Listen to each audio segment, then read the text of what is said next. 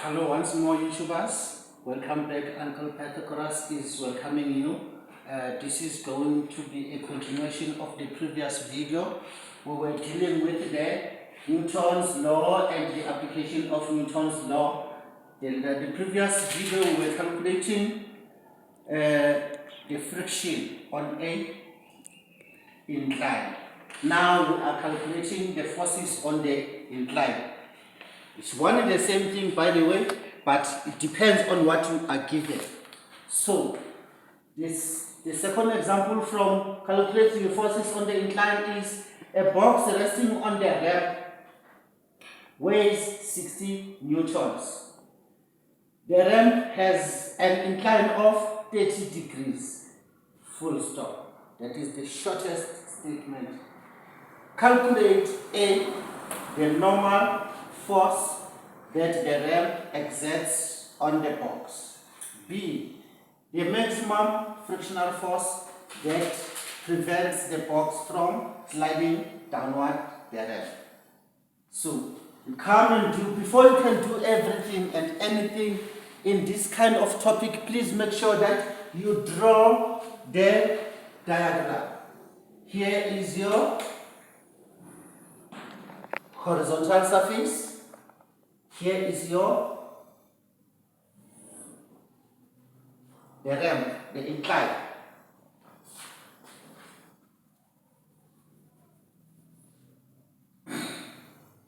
So the box is resting right about here. We are not given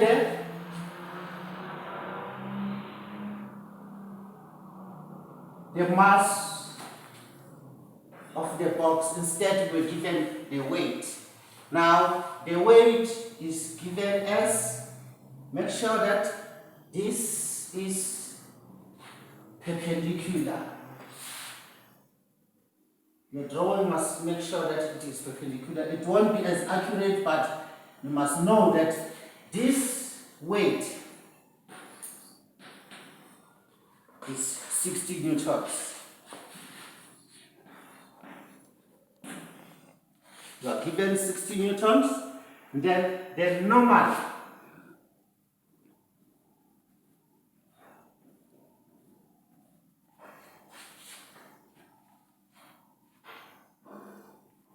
there is a frictional force which is parallel to the incline. This is the force of static force. This one is W with respect to X, the weight of this object. This is your incline, 30 degrees. Then there is a line that is parallel to the frictional force at some point here. See, that line is the one that is going to give you Wx or Fs, because Fs and Wx, they are on the same plane. Depends on where it is going, but this is stationary, so the Fs and the Wx is the same thing. So remember, this neutral is perpendicular to what? It's perpendicular to the plane of the incline, and that plane of the incline is parallel to the line that is just constructed here. So there is the perpendicular. This is your perpendicular, this is your weight, this is your Wy, and this is your Wx. The Wx you see there, it can be brought here. You see, Wx. After you have constructed everything here, it's plain sailing. Everything is given, it's on your fingertips. So we can start answering the question. A,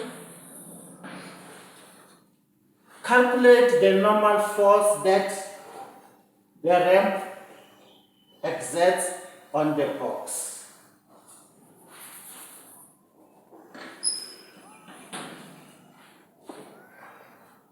the ramp, if you have an object resting here, this is your normal force, automatically this will be your weight. The weight is the force exerted on the surface by the object, and the normal is the force exerted by the surface on the object. You see, that is why on the parallel surface, on the horizontal surface, you find that the N is equivalent to W acting on the opposite direction. The same thing happens here, but it's not the same. Here is your 30 degrees. It's not the same because now the weight is going to be having the component. Now we have this weight as 60 degrees. Now we need to find the what? The component of this weight in terms of y and in terms of x. So when they say the normal force that the ramp exerts on the box, they want this N. And this N is in the form of Wy. You see? So that is why you need to find the y components and the x component of the weight. So here you can say x component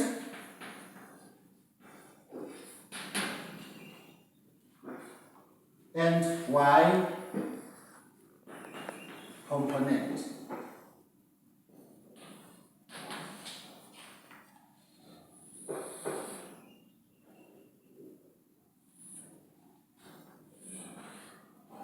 Let's check what is the x component. X component, when you say sine of 30, is the opposite. Once you say opposite, you find Wx is the x component. So sine 30 degrees is equals to opposite Wx over W, hypotenuse. So we want to find Wx.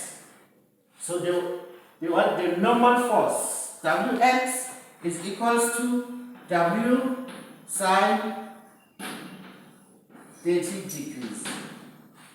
So here when they say calculate the normal force that the ramp exerts on the box, they want you to calculate the y component. You come and say cos 30 degrees equals to adjacent Wy over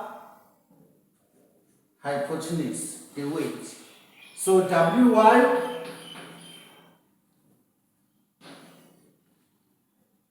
is equals to W cos 30 degrees. Now this Wy is the same as the normal force. So Wy is equals to, what is W? 60 newtons. Multiply that to a cos of 30 degrees.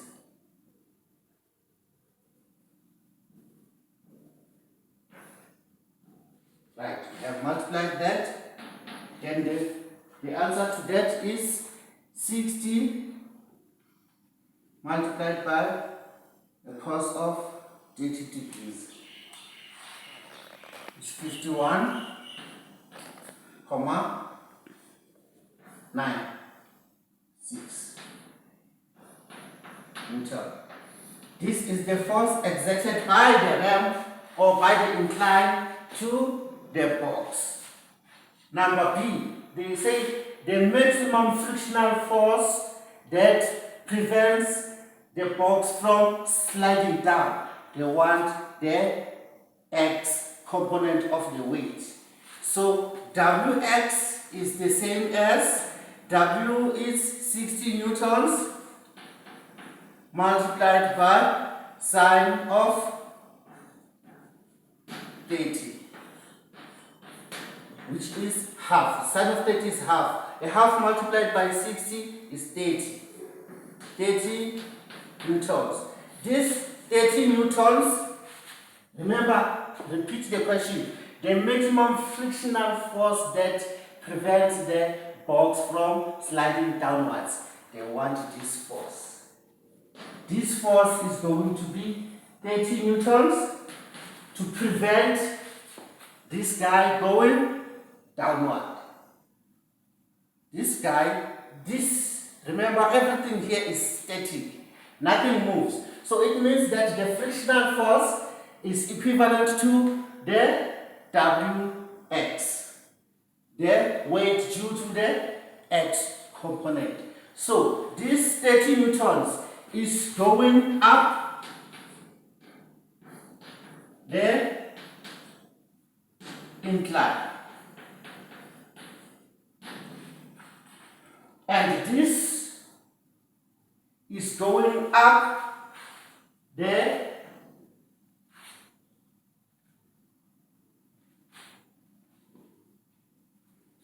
up the incline, which means it is going that direction. It does not go, but it pulls towards that direction. Opposite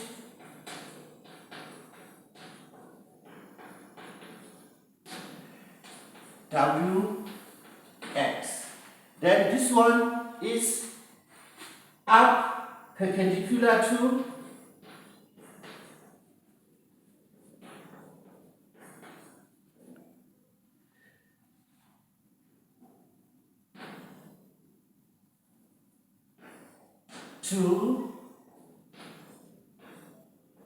incline.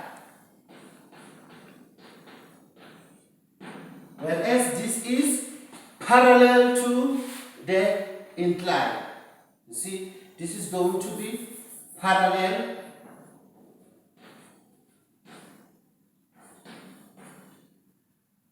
to incline. When I say parallel, that means this is going that way, then perpendicular, it is going that way. So this is all I have for you, grade 11. Please make sure that you go home and practice. Make sure that you practice everything according to what I have taught you. What you are not allowed to do. This is what you are not allowed to do. Do not do this.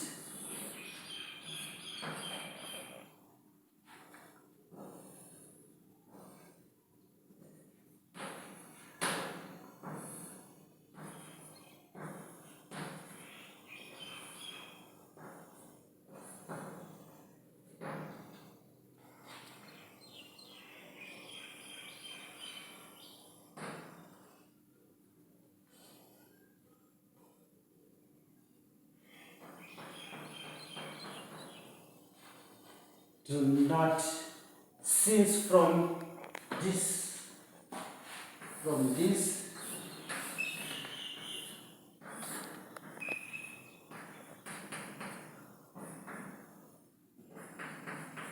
You see, this is perpendicular to the horizontal plane, your weight, and your neutral is also perpendicular to your weight. Perpendicular to the plane. You see, do not make your neutral to be perpendicular to the ground. You see what I'm saying? Where is your ground? Here. This is going to be wrong.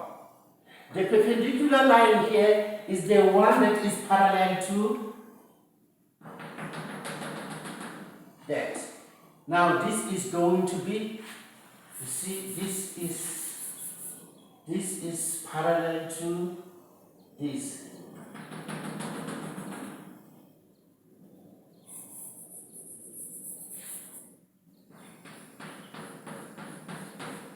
This is what I want you to do.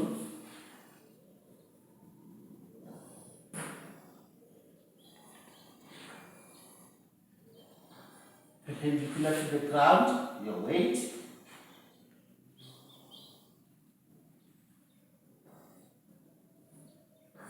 Perpendicular to the line parallel to the incline. This is your neutral with respect to y. With respect to x, you see, this, you see, is perpendicular here to the ground. You see this ground, this is not perpendicular to the ground, but it is perpendicular through the line that is parallel to the coefficients of frictions of the plane, which is parallel to the plane, of the object, which is parallel to the plane. You see what I'm saying? If I draw it correctly, because some people can want to draw it like this, does not matter where you put your parallel line. Here is your ground, here is your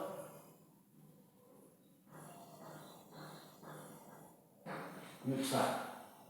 You can never make your neutral to be parallel to the ground. You see, if you want to draw your parallel line here, you're going to draw it like this.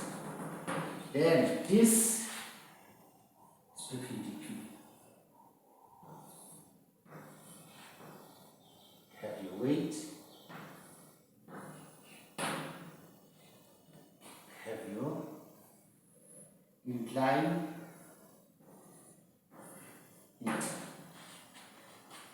The line that comes from the normal, it reaches the line parallel to the incline. The incline is parallel to the line that is just constructed here, which must meet at 90 degrees with the normal coming from above, not at the ground. This is the mistake I want you not to do, grade 11. Do not make this parallel, because everything will fall apart. You see? So when you go and practice, whether you want to draw it here or you want to draw it after here,